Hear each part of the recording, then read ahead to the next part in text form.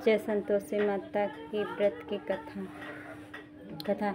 एक बुढ़िया और उसके 7 बेटे थे। 6 कमाने वाले थे, एक निकम्मा था। बुढ़िया माँ 6 पुत्रों की रसोई बनाती थी, भोजन कराते थे और पीछे पीछे जो थाली में बचा कुचा जूठा अन्न या जो कुछ बचता था 6 बेटों से खाया हुआ उसका चूरमा का लड्डू बनाकर 7वें बेटे से कहते थे आ तू भी पुत्र। 7वें को देते, 7वें को बचा हुआ भोजन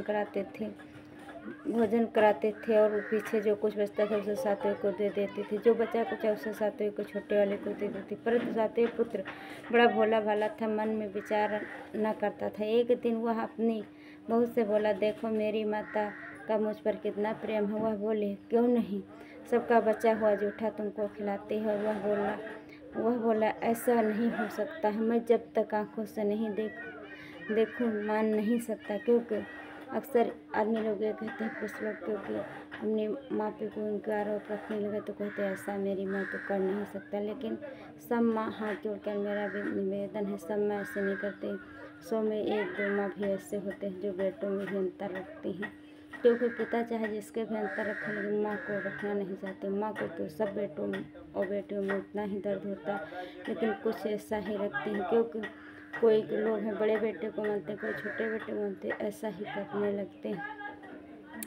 बोले देख नहीं सकता एक दिन, क्यों नहीं, सबका बचा हो जूठा, ऐसा नहीं हो सकता जब तक मैं आंखों से नहीं देख सकता हूँ। बहू ने हंसकर कहा, देख लोगे तब तो मानोगे। कुछ दिन बाद एक बड़ा त्यौहार आया। घर में बड़ा त्यौहार आया। घर में 7 प्रकार के भोजन और चूरमा के लड्डू बने। वह परीक्षा लेने के लिए सिर दर्द का बहाना बनाया। छोटा बेटा कपड़ा ओढ़ कर रसोई घर में सो गया और कपड़े से सब देखता रहा। 6 भाई भोजन करने आए। उसने देखा माँ ने उसको सुंदर सा आसन बिछा 7 प्रकार की रसोई परोसी। वह आग्रह करके जिमाती रही। वह देख रहा।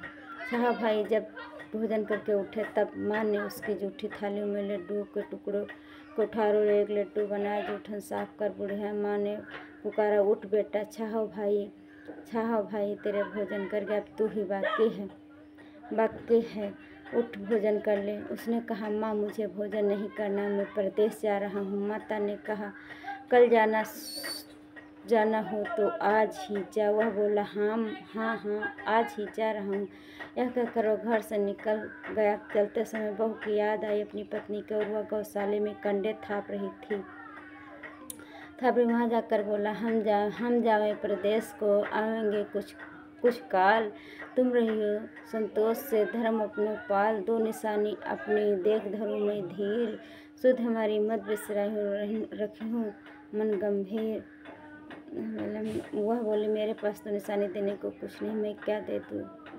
हाथ कंडों से भरे हुए थाप दी और उसने अपनी पति ने अपने हाथ में एक अंगूठी पड़ी थी, वही दी निशानी। ऐसा होता है।